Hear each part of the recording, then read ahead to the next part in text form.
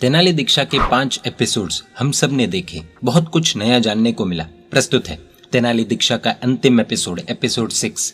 तेनाली के बारे में बहुत कुछ जानने को मिलेगा। जानने के लिए बने रहिए इस वीडियो के अंत तक। व्याख्यान। तेनाली संघ में पूज्य गुणहंस विजय जी महाराज साहिब लगभग 1 महीना रुके। उसका मुख्य एक कारण था व्याख्यान। पॉइंट नंबर 1, रोज के 3 व्याख्यान होते थे। सुबह 6:45 से 7:45, सुबह 9:30 से 10:30, दोपहर में 2:30 बजे से 3:30 बजे। पॉइंट नंबर 2, सुबह 30 से 35 लोग आते, दोपहर को भी लगभग इतने ही आते थे। 9:30 से 10:30 में 100 से अधिक लोग आते थे। पूरे संघ में 350 से 400 जितने व्यक्ति ही है, उसमें दुकान संभालने वाले, स्कूल कॉलेज जाने वाले तो नहीं ही आ सकते। ये प्रैक्टिकल है, हम सब जानते हैं। फिर भी पूरे संघ के 25% जितने लोग प्रवचन में आते थे। कोई भी संघ में 25% लोग रोज व्याख्यान में आते हो, ऐसा लगभग देखने में नहीं आता। और वो भी चातुर्मास नहीं, ये शेषकाल के समय की बात है। दक्षिण भारत के जैनों को ज्ञान की कितनी भूख है वो इससे पता चलता है। पॉइंट नंबर 3, चेन्नई में पूज्य आचार्य श्री मेघदर्शन सुरेश्वर जी महाराज साहिब ने प्रवचन का समय होते ही उपाश्रय के दरवाजे बंद करवाना शुरू किया था। ये सुनकर यहाँ पर भी गुरु भगवंत ने इस नियम को लागू किया। तीनों प्रवचन में वंदन मांगलिक होते ही हॉल के सभी दरवाजे बंद किए जाते। जैसे कि 9:30 का प्रवचन था तो 9:30 को वंदन होता, फिर मांगलिक होता, और ठीक 9:35 को 9:35 को सब दरवाजे बंद हो जाते। उसके बाद किसी को भी एंट्री नहीं मिलती। ऐसे तीनों टाइम सख्ती से नियम का पालन किया गया। 9:15 बजे के आसपास तो मंदिर उपाश्रय में लोग भागते हुए दिखते। सबको एक ही डर रहता कि 1 मिनट भी लेट होगा तो दरवाजे बंद हो जाएंगे, प्रवचन नहीं सुन पाएंगे। श्रोताओं के हृदय में जिन वचन की श्रेष्ठ रुचि प्रकट हुई। पॉइंट नंबर 4, साहिब जी ने कहा था कि ऐसे भी महात्मा है जिनके प्रवचनों में मोबाइल के साथ प्रवेश भी नहीं करने देते। मोबाइल घर पर या नीचे रखकर ही जाना पड़ता है। धीरे धीरे हमें भी ये नियम को लागू करवाना है। पॉइंट नंबर 5, दीक्षार्थी किसके घर पर रुकेंगे ये निर्णय करने के लिए एक आराधक पत्र बनाया गया था। लगभग 30 परिवार ने 14 दिन तक आराधना करके आराधना पत्र भरा। उसमें जिस परिवार के सबसे अधिक पॉइंट थे उनके वहां मुमुक्षु 3 दिन रुके। पॉइंट नंबर 6, दीक्षा की अनुमोदना के लिए 7 युवानों ने लोच करवाए, खुशी खुशी करवाया। पॉइंट नंबर 7, विदाई समारोह में गुंटूर वालों का एक ड्रामा था, तेनाली वालों का भी एक ड्रामा था। 2 से 2.5 घंटे तो ड्रामा ही थे। एक ड्रामा था दीक्षा लेने वालों को खर्चे में कितनी तकलीफ आती है उस विषय पर। दूसरा ड्रामा था दीक्षा लेने के बाद उनके परिवार को अगर कोई तकलीफ आए तो उनकी भक्ति कैसे करनी उस विषय पर। पॉइंट नंबर 8, तमाम मेहमानों की घरों में ही व्यवस्था की गई। होटल या धर्मशाला का नंबर भी नहीं आया। सबने दीक्षार्थी के मेहमानों को अपने क्लोज मेहमान समझकर ही भक्ति की। पॉइंट नंबर 9, तेनाली संघ की सबसे हैरान कर देने वाली बात, श्री तेनाली संघ ने निर्णय लिया कि शोभा यात्रा के दिन यानी कि तारीख 16 को तमाम दुकान बंद रखनी है। दीक्षा के दिन तारीख 17 को दोपहर 2 बजे तक तमाम दुकान बंद रखनी है और इसका 100% पालन किया गया।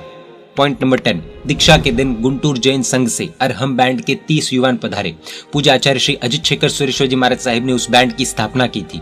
पॉइंट नंबर 11, दीक्षार्थी के रिश्तेदार तो दूर दूर से भी दीक्षा के लिए तेनाली पधारे, वो तो हम समझ सकते हैं, लेकिन विशाखापट्टनम 335 किलोमीटर दूर है, वहां से 80 लोग पधारे। नेल्लूर 260 किलोमीटर दूर है, वहां से 25 लोग पधारे। चेन्नई 440 किलोमीटर दूर है, वहां से 40 लोग पधारे। गुंटूर 25 किलोमीटर दूर है, वहां से भी 100 लोग पधारे।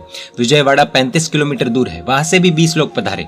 ये कोई रिश्तेदार नहीं थे, लोक भाषा में बिन बुलाए मेहमान कह सकते हैं। इससे पता चलता है कि दक्षिण में जैनों को दीक्षा देखने का कितना भाव होता है। पॉइंट नंबर 12, मुमुक्षु जब 14 तारीख को तेनाली स्टेशन पहुंचे तो तेनाली के 80 युवान उनका स्वागत करने खड़े थे। समय था रात के 11:30 बजे। खुली जीप में मुमुक्षु को बिठाया, बाइक रैली के साथ घर तक ले गए। शायद दक्षिण भारत में ही ये पॉसिबल है क्योंकि यहाँ दीक्षाएं कम होती है, इसलिए छोटे गांवों में तो उत्साह की कोई हद ही नहीं होती। पॉइंट नंबर 13, दीक्षा के कोई भी कार्यक्रम में लाभार्थियों का कोई नाम नहीं, कोई बहुमान नहीं। इस कारण लोगों ने पूरे कार्यक्रम अटेंड किए और अच्छा खासा समय भी बच गया। गुरु भगवंत ने समझाया कि पैसे वालों का ही बहुमान करना, उसमें भी लंबी लंबी प्रोसेस में समय बिगाड़ना, ये लगभग बाकियों को पसंद नहीं आता। इस कारण से कई लोग प्रोग्राम छोड़कर बीच में ही उठ जाते हैं। क्या ये उचित है?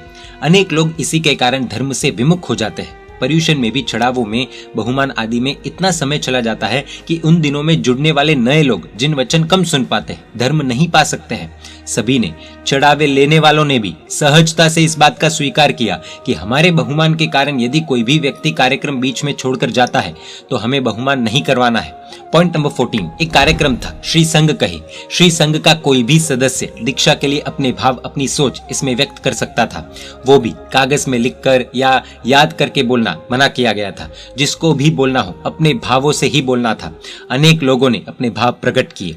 इससे ये पता चला कि लोग दीक्षा के लिए क्या क्या सोचते हैं। पॉइंट नंबर 15, जो बातें बताई गई वो ही सच है, वो ही सही है, वो ही अच्छी है, ऐसा बिल्कुल भी नहीं मानना है। जैन धर्म में अनेकांतवाद है। कुछ अपेक्षा से अन्य बातें भी सही हो सकती है, सच हो सकती है, अच्छी हो सकती है, इसलिए एकांत नहीं पकड़ना है।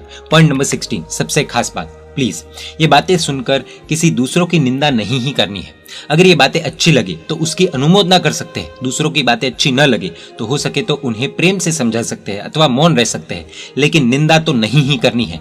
जैसे एक पिताजी के 5 बेटे हैं, सबकी अपनी अलग अलग दुकान है, कोई कम कमाता है, कोई ज्यादा कमाता है, लेकिन आखिर में तो सब एक ही पिता के संतान है। कोई कम कमाए तो उसे ज्यादा कमाना सिखाया जाता है, निंदा नहीं की जाती। अरे कोई नुकसान भी कर दे तो बाकी के भाई घर का मामला समझकर वो नुकसान चुका देते हैं। पॉइंट नंबर 17, सभी साधु प्रभु वीर की ही संतान है। सभी साधु अपनी सोच समझ के अनुसार ही शासन सेवा करते हैं, द्रव्य काल क्षेत्र भाव के अनुसार शासन के कार्य करते हैं। कोई कम करे, कोई ज्यादा करे, जो कम करे उन्हें उनके गुरु द्वारा सिखाया जाता है, बाकी उनको सजेस्ट कर सकते हैं, निंदा नहीं करनी है। और मान लो कहीं कोई नुकसान करे तो वो चुकाने का काम बाकी के साधुओं को, बाकी के श्रावकों को करना है। हृदय में हम सबको प्रभु महावीर को ही रखना है। पॉइंट नंबर 18, तेनाली शहर के आजू बाजू 3 नालियां है, उसी कारण नाम तेनाली है। लेकिन इस संघ की गुणवत्ता को देखकर ऐसा कह सकते हैं कि टी टैलेंटेड, कुशलता से भरपूर, ई एंथुजियास्टिक, उत्साह से भरपूर, एन नोबल, खानदानी से भरपूर, ए अडेप्टिव, समर्पण से भरपूर, एल लाइवली, जीवंतता से भरपूर, आई इंक्विजिटिव, जिज्ञासा से भरपूर। पूरे दीक्षा प्रसंग में जो था वो 95% ही बताया है, बढ़ावा देकर नहीं।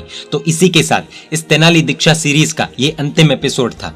ये पूरी सीरीज देखकर आप आपका फीडबैक कमेंट में दे सकते हैं। जैन मीडिया पर ऐसे वीडियोस आते रहेंगे। देखने के लिए आपको Jain media YouTube channel subscribe कर नोटिफिकेशंस के लिए बेल आइकन प्रेस करना होगा। आप हमें फेसबुक और इंस्टाग्राम पर भी फॉलो कर सकते हैं। परमात्मा के आज्ञा विरुद्ध कुछ भी कहा हो तो मिच्छामि दुक्कडम। जय जिन शासन, जय महावीर।